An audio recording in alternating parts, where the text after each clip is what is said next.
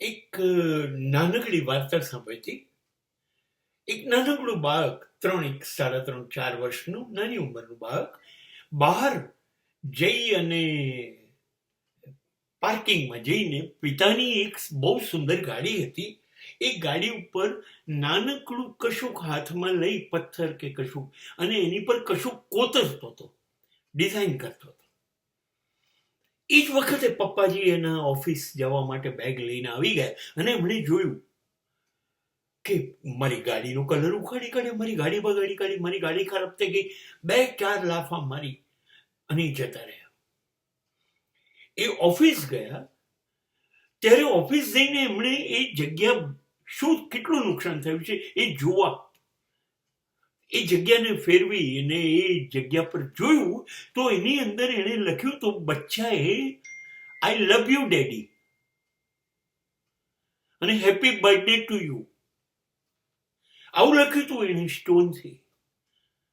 He was officer અને તરત જ નોકરી કરવાના બદલે નીચેથી ગાડી લઈ ઢગલાબંધ ચોકલેટો, ગિફ્ટ અને રમકડા બધું લઈને ઘરે જતો રહ્યો રજા મૂકીને અને ઘરે જઈને એના બાળકને ચોકલેટો ને આ બધું ગિફ્ટ આપી દીધી અને બહુ જ વાલ કરવા માંડ્યો એના બાળકને. અને બેટા, આઈ એમ એક્સ્ટ્રીમલી સોરી, મારી ભૂલ થઈ ગઈ, મેં તને માર્યો, આવું મને નહોતું કરવાનું બેટા, હું તને બહુ પ્રેમ કરું છું. અને એટલું નાનું બાળક પૂછ્યું કે daddy, do you love me? Daddy કીધું, ઓફકોર્સ બેટા, આઈ લવ યુ. ત્યારે બાળક બોલ્યું એ નવા સમયનું સૂત્ર છે, શાસ્ત્ર છે. ત્યારે બાળક બોલ્યું, ડેડી ડુ યુ લવ મી? પપ્પા બોલ્યા, યસ ઓફકોર્સ બેટા. અને ત્યારે બાળક બોલ્યું કે if you love me then how can you beat me? અને ત્યારે એક અદ્ભુત સત્ય પૃથ્વી પર ઉતરી આવ્યું. જો તમે તમારા બાળકને પ્રેમ કરો છો તો મારી કેવી રીતે શકો? એટલા માટે કે ભૂલો કરે છે તો તમે ભૂલો કર્યા વગર મોટા થઈ ગયા. એને કશું આવડતું નથી, ખોટો છે, ભૂલો કરે છે, હેરાન કરે છે, તોફાન કરે, તો એ બધું તમે નહોતું કર્યું, એમને તમે મોટા થઈ ગયા. આટલા તમે બાળકને મારી કેવી રીતે શકો જ્યારે લાચાર છે, એ નિસહાય છે, હજી એની બુદ્ધિ વિકસિત નથી, એને સમાજનો અનુભવ નથી, માટે વારંવાર ભૂલો કરે છે જે તમને ગમતી નથી, પણ એ એને ગમે છે. તમારા માટે સોફો 4 લાખનો હોઈ શકે, તમારા માટે બેડ 2 લાખનો હોઈ શકે. બાળક માટે એ એનું નવું આશ્ચર્ય છે. કેમ પલંગ ઉપર ના કૂદી શકાય? કેમ સોફા પર ના ચાલી શકાય?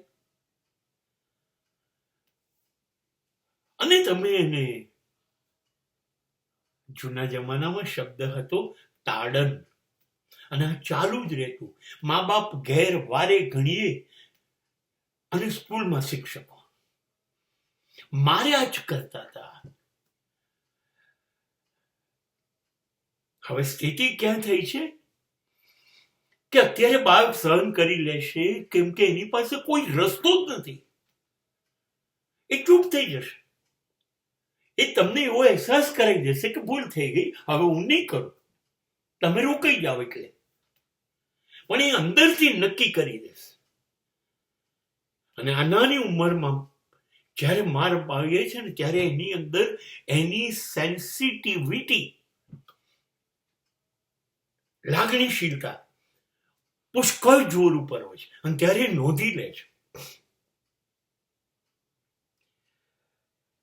હું શક્તિ ફિલ્મ જોઈ રહેલો ત્યારે અમિતાભ બચ્ચન બાળક હોય છે અને દિલીપ કુમાર પિતા હોય છે, અને ત્યારે ગુંડાઓ એમને ઉપાડી જાય છે. અને ત્યારે ગુંડો ફોન કરે છે દિલીપ કુમારને, તમારો દીકરો જોઈએ તો આ પ્રમાણે કરો. ને દિલીપ કુમાર ખાલી એક વાક્ય, એને પોતે પોલીસ કમિશનર છે, એને વિશ્વાસ છે હું હમણાં છોડાઈ દઈશ, એટલે કે છે તમારે એને મારી કાઢવો હોય તો મારી કાઢો. હું તમારી વાત નહીં માનું. આ વાત પેલા બાળકના મગજમાં નોંધાઈ જાય છે અને છેલ્લે એરપોર્ટ પર એ મરી જાય છે ત્યાં સુધી એના પિતાને માફ નથી કરતો.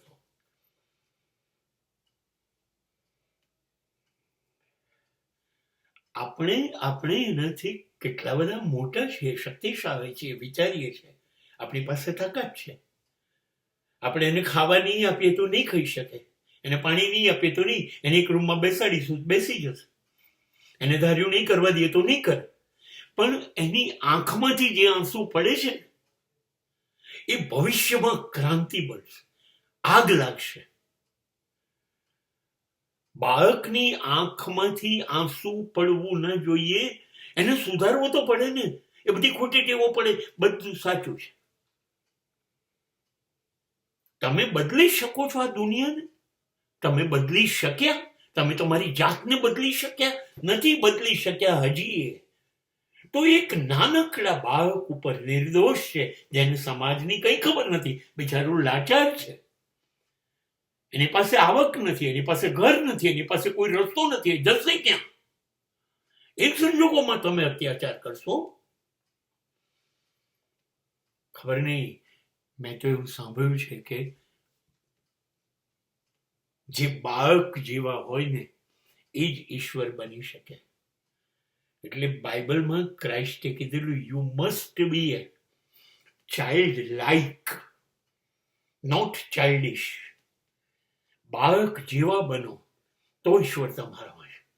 આપણે કેવી રીતે ત્રાસ કરી શકીએ નાના બાળક ઉપર? આવનારી પેઢી આપણને એટલા ખતરનાક પરિણામો આપશે. એક શ્રવણ હતો જે મા બાપને કાવડમાં બેસાડીને પૂરા ભારતની યાત્રા કરાવે છે. એ દીકરાઓને આપણે વૃદ્ધાશ્રમ સુધી લઈ જઈએ છીએ. એ લોકો આપણને વૃદ્ધાશ્રમ મુકતા થઈ ગયા. આ છે કે એ નાની ઉંમરમાં હતા ને, આપણે લાફા માર્યા ને, આપણે જે સજાઓ કરીને એના પડઘા 30, 40, 50 વર્ષ પછી પડશે. એટલે આ નવી પેઢી છે, એને એટલું બધું અદ્ભુત કામ કરવાનું છે. એનું જે ડેસ્ટિની, એનું જે નસીબ હશે એ થશે, એ બનશે. તમારા બનવાથી નહીં બને, એ બનશે. પણ તમારી પાસે છે ત્યાં સુધી તો ઈશ્વરની સૌથી શ્રેષ્ઠ બક્ષિસ છે, આશીર્વાદ છે. એની પર હાથ ઉપાડવાનું નહીં. હું તો એવું કહું છું, એનું અપમાન નથી કરવું, એને છણકો નથી કરવો, એને ખોટું લાગે એવું કંઈ નથી કરવું. બને એટલી એની ઈચ્છાઓ પૂરી કરવી છે. અને ત્યારે આપણે ચાઇલ્ડ લાઇક બનીશું, એટલે આપણે ઈશ્વર બનીશું.